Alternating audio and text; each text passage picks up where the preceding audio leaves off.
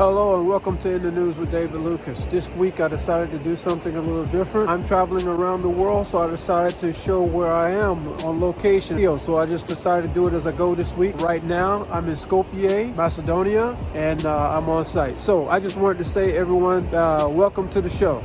President Biden just came out on January 6th and denounced what Trump did last year with the attack on the Capitol. And I have a couple of points I want to stress about that.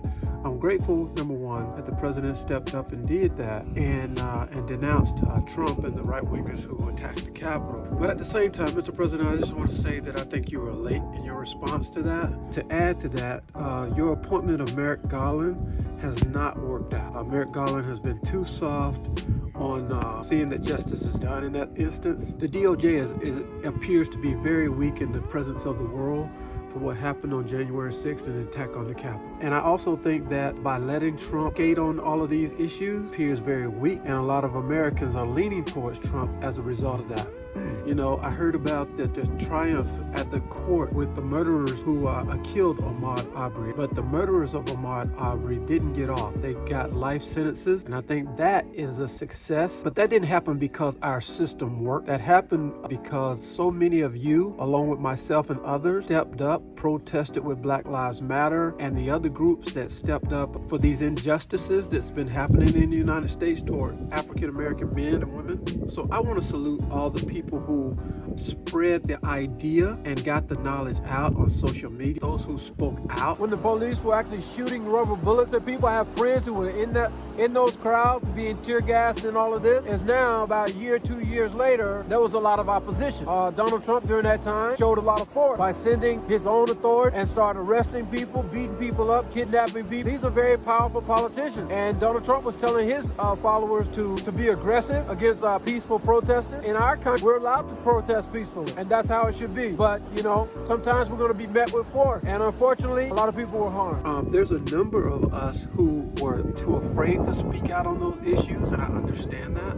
And many times, because we don't have the power, we don't have the resources, we have to put information out on social media. I just want to thank all the people who did that. That was a win for you. It wasn't a win for the courts. The courts didn't do anything special. The courts are supposed to enforce the law, and that's what they did. So I'm grateful for that, but at the same time, I know that system is broken. Anyone who knows me also knows that the student loan issue in America, the forgiveness of the student loans and the student loan crisis, is a big deal to me and to millions of Americans, 49 million to be exact. These aren't the types of decisions. Forgiveness of student loans is not a type of decision that wins elections. I know this, but elections aren't guaranteed. And right now we have plenty of Democrats in the House, in the Senate, in Congress, and we have the president in the White House. And so what I'm saying there is we need the president to make a decision.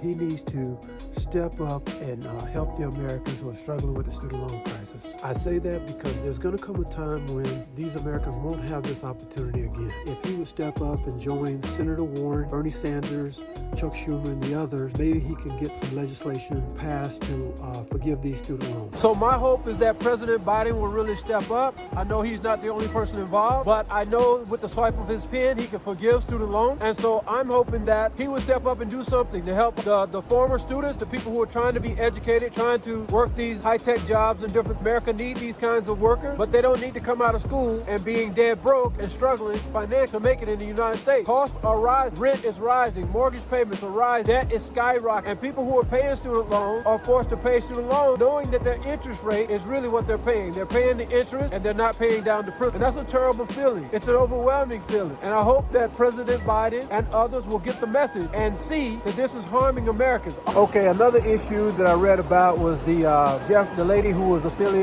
or the girlfriend of Jeffrey Epstein.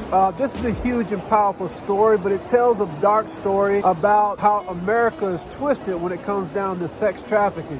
Sex trafficking is a dark thing that's happening all over the world. And now in America, we're seeing more and more young girls go missing and young women go missing. It's a scenario where you've got highfalutin politicians, church people, college people, anyone who can affiliate themselves with these dark circles and these things that are going on. Now, the truth is, we may never know the truth behind the Jeffrey Epstein story because there's so many powerful people involved. Jeffrey Epstein was killed under suspicious consequences while he was in jail facing these charges. Grizel Maxwell is just as much a made man as anyone else. And when I say that, I mean these are very high, powerful people. Rich people. But what's happening now is young women, unfortunately, are being captured. The sex trafficking thing is some form of slavery. When you look into it and really find out about it, it's very scary. They put on this show as far as her court case and stuff, but the truth is that woman may or may not ever see any jail time. She may not be in a jail cell right now,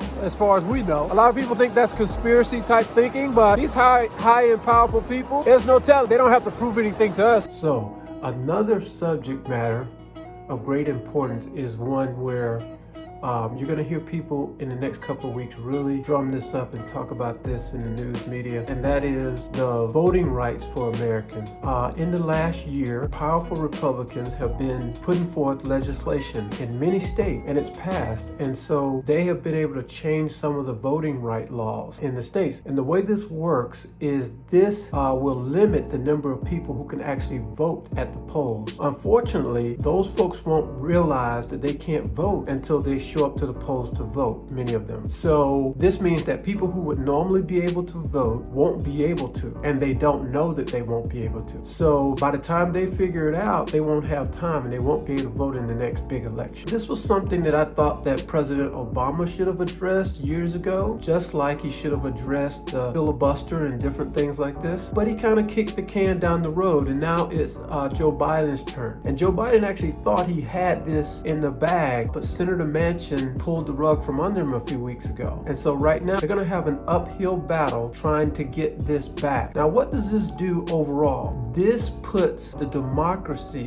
at stake, because when people who would normally be able to vote, come in and vote, have legal rights to vote, are now being restricted in their vote, this can cause a lot of uproar, a lot of upheaval, and it makes people distrust the American government. So you're going to hear a lot more about that when we get closer to the election. So anyway, this is David Lucas within the news, and if you like this content and content like this, please subscribe and share to my channel. There will be times where I'll actually be moving and being in transition like I was this week, and in that case, I'll film on site and do like this, and I'll post my posts and comments for the different stories that are available to you. So I hope you've enjoyed the show this week, and especially that I'm on location. Let me know in the comments below. If you like this type of content, please like, subscribe, and share. Thank you so much for supporting the channel. I appreciate it. Have a great week.